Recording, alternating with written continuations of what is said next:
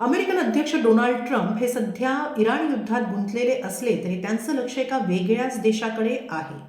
या देशाबद्दल बोलताना आपण मनात आणलं तर या देशाबद्दल किंवा या देशाबाबत काहीही करू शकतो अशी दरपोक्तीच त्यांनी केलेली आहे.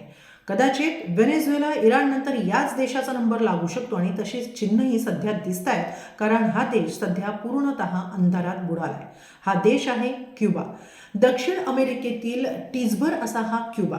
मात्र या टिझभर क्युबानं कायम बलाढ्य अमेरिकेच्या नाकी नऊ आणलेले आहेत. सध्या अमेरिकेनं या देशाचा इंधन पुरवठा रोखून धरला आणि त्यामुळे क्युबाची राजधानी हवानासह संपूर्ण बेटावर अंधार पसरलेला आहे.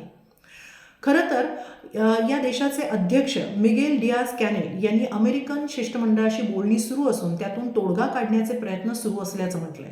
मात्र अमेरिकेची उद्दिष्ट काही वेगळीच आहेत. गेल्या 67 वर्षांपासून या देशात एकाच पक्षाचं सरकार आहे. या पक्षाचे नेते फिडेल कॅस्ट्रो यांची तर अमेरिकन सरकारमध्ये प्रचंड दहशत असायची.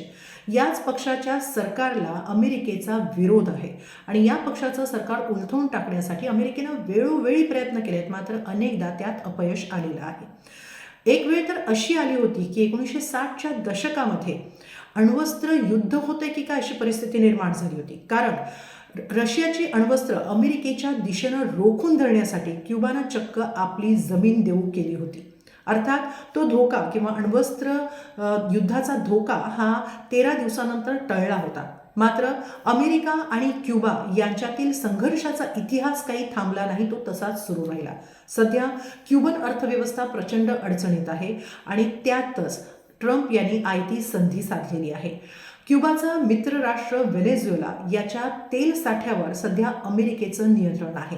क्युबाचे अध्यक्ष मिगेल यांचे मित्र निकोलस मादुरो यांच्यावर 3 जानेवारी रोजी त्यांच्या घरात घुसून अमेरिकेनं त्यांच्यावर अटकेची कारवाई केली आणि तेव्हापासून व्हेनेझुएलाचं तेल हे अमेरिकेचं झालं आणि तेव्हापासूनच अमेरिकेनं क्युबाचा इंधन पुरवठा रोखून धरलाय आणि त्यामुळेच क्युबामध्ये सध्या अंधार झालेला आहे. गेल्या 3 महिन्यात तिसऱ्यांदा क्युबा अंधारात बुडालाय.